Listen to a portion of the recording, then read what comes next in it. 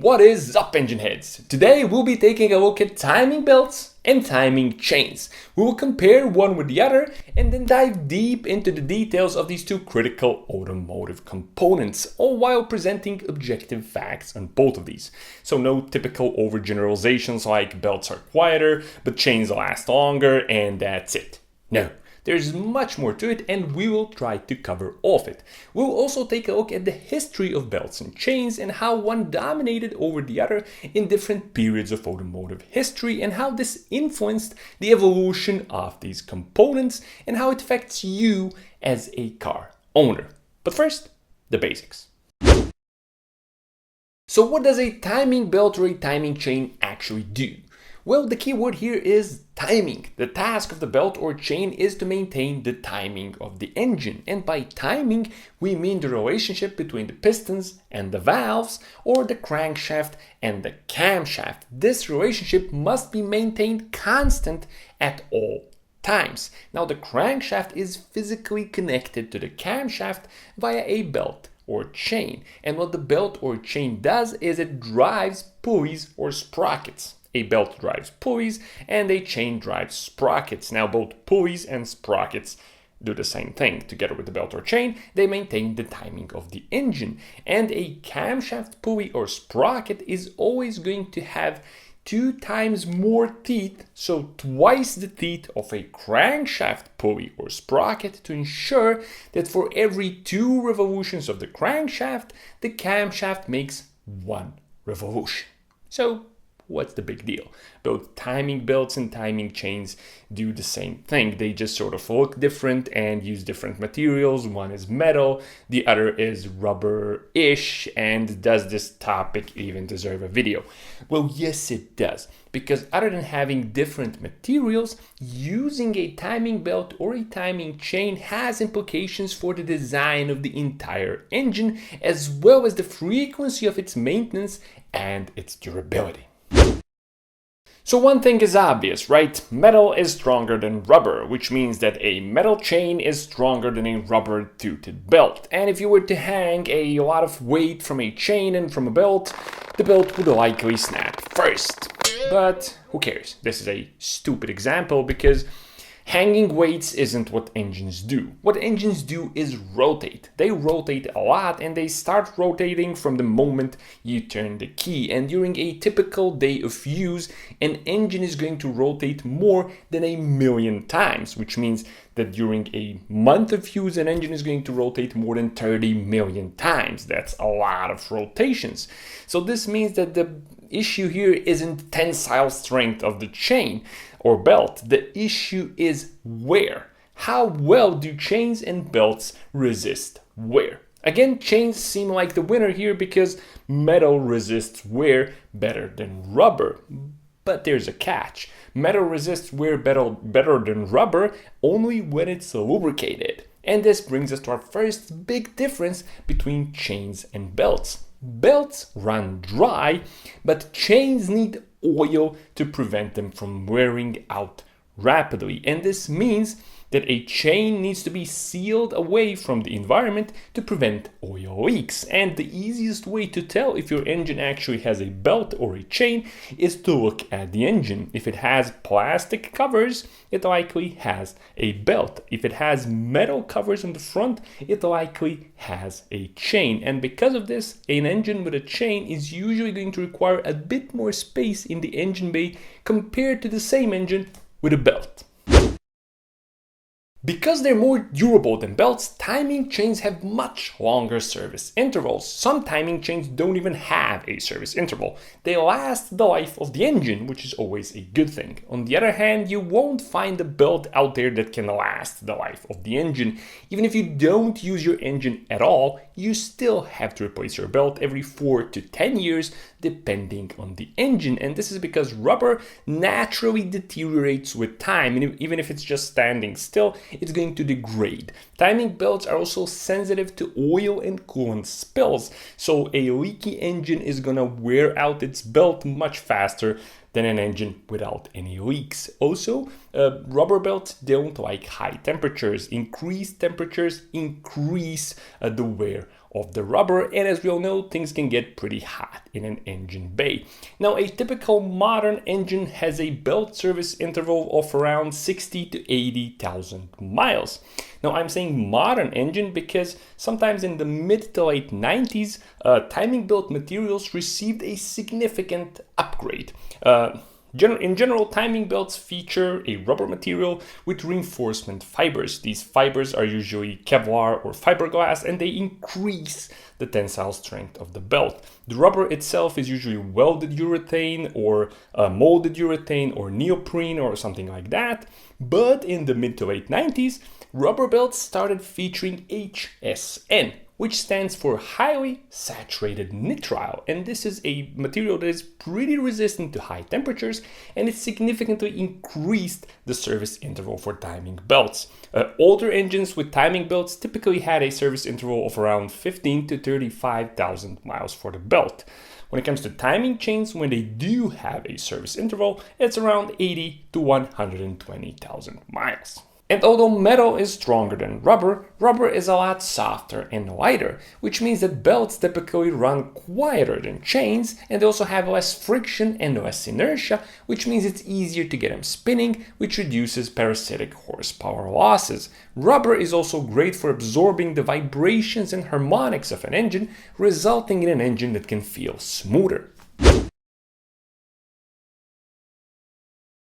And while timing belts usually have a very similar design and don't differ much from each other, timing chains come in two different types, the silent chain and the roller chain. The silent chain, as the name suggests, is silent, and no matter how much you interrogate it, it ain't never gonna snitch.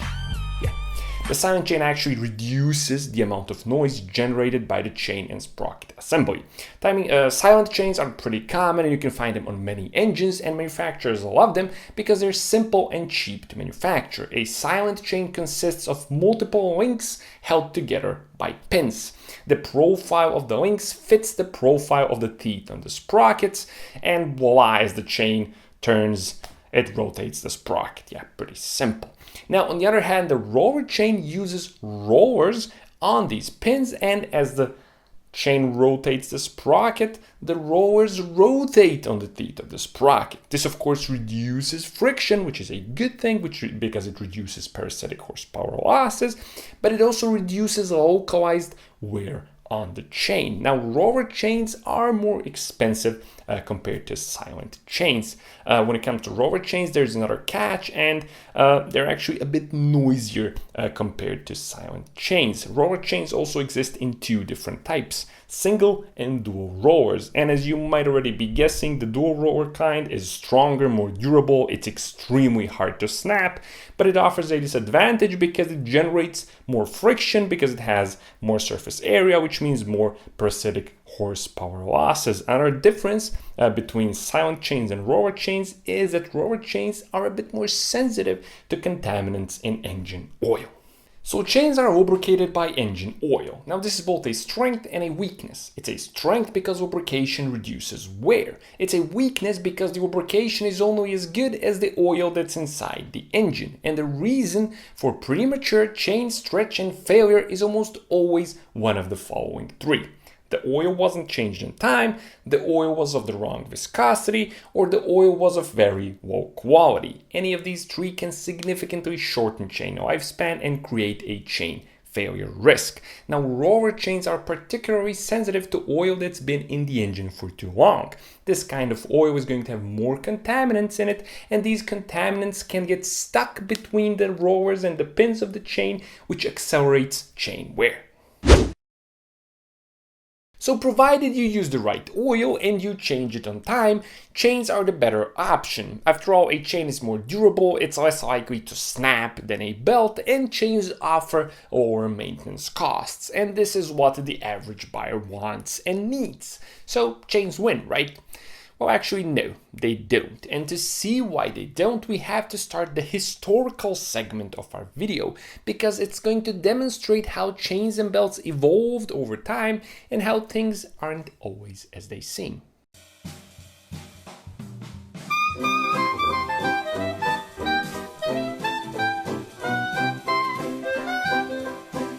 So back in the 50s and the 60s, all car engines were chain driven. Belts didn't exist, and back then, chains lasted the life of the car. There are two reasons for this. Reason number one is that cars didn't really cover the miles they do today.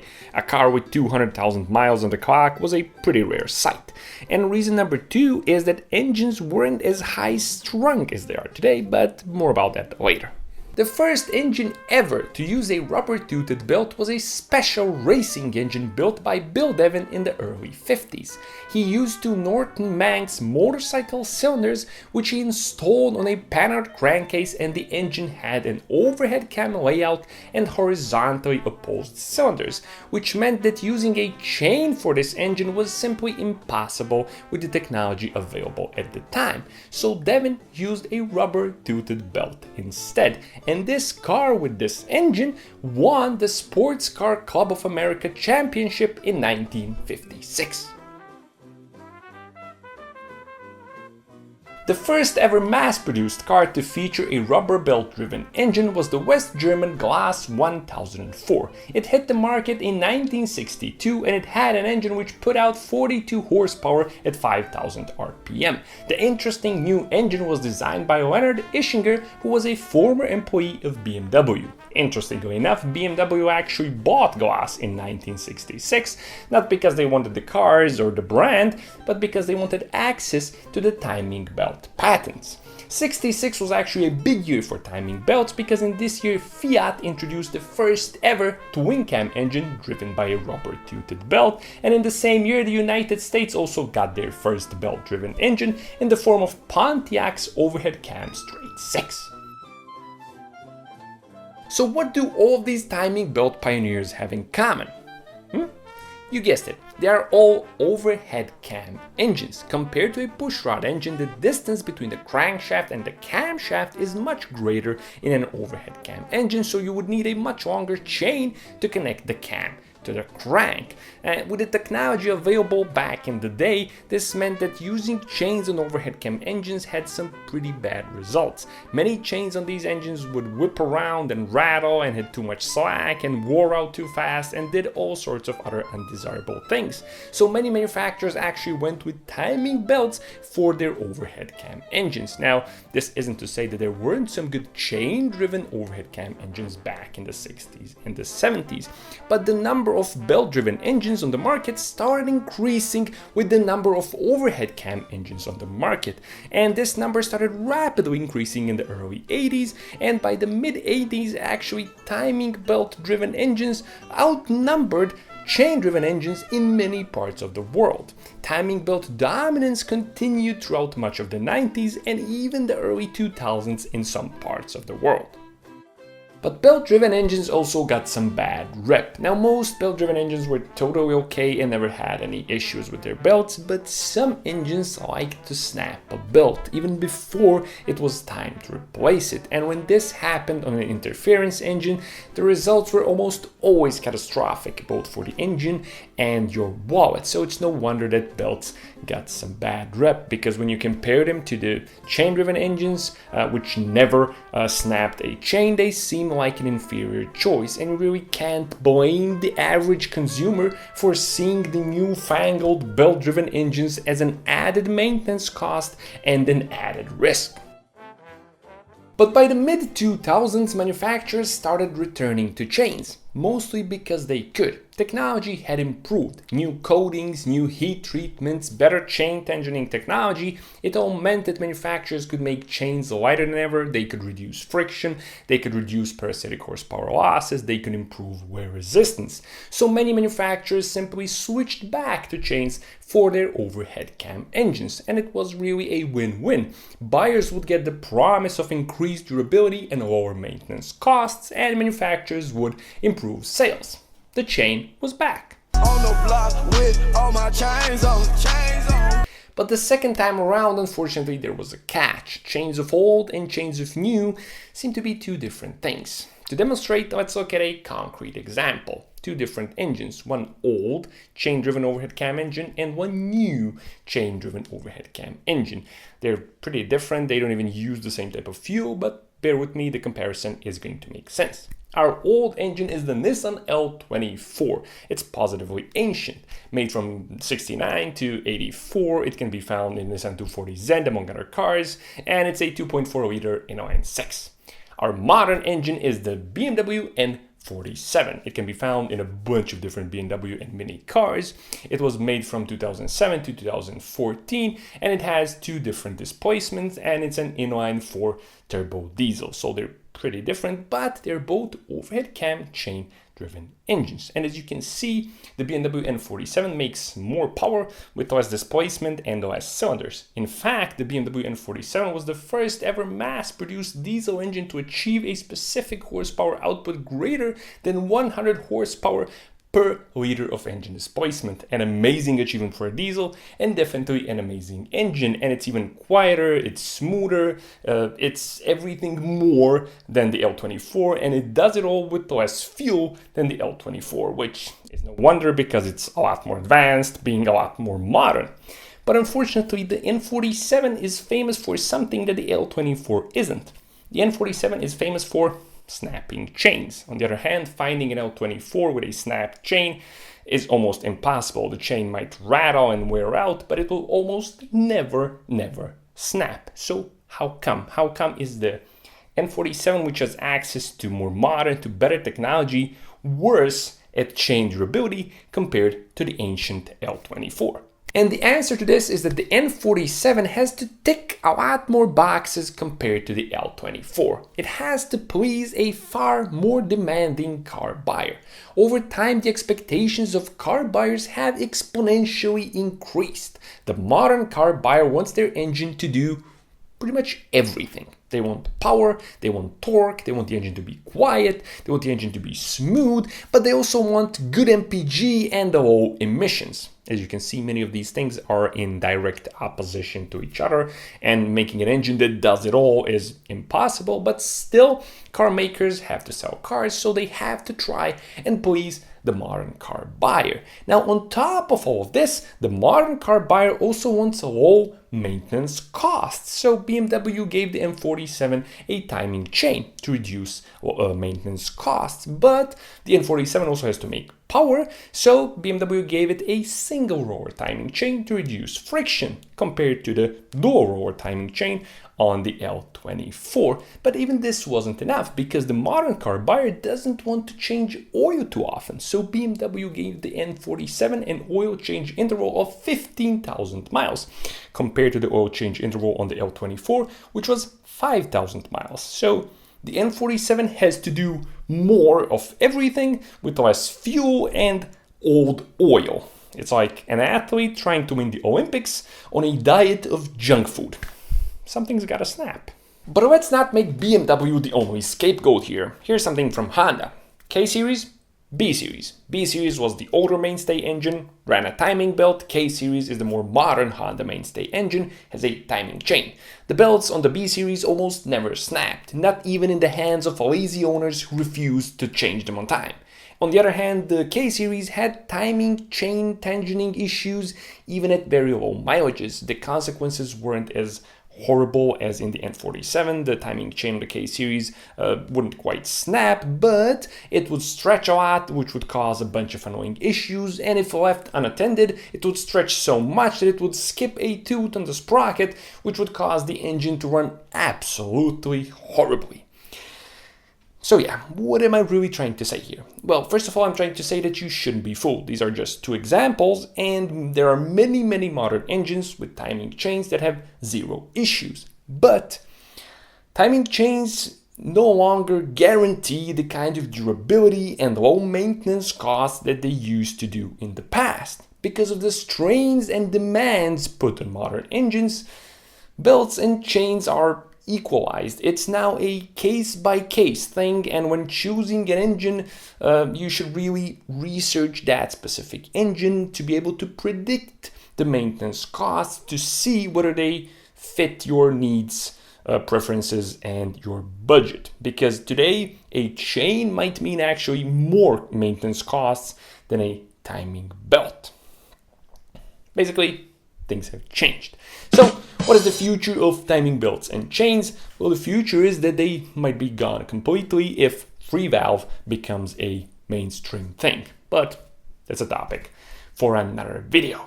And this video is hereby pretty much over. I hope you enjoyed it, found it useful, informative, maybe even a bit entertaining. If you have any other questions, idea, comments, suggestions, whatever, comment section is right down there below. As always, thanks a lot for watching, and I'll be seeing you soon with more fun and useful stuff on the D4A channel.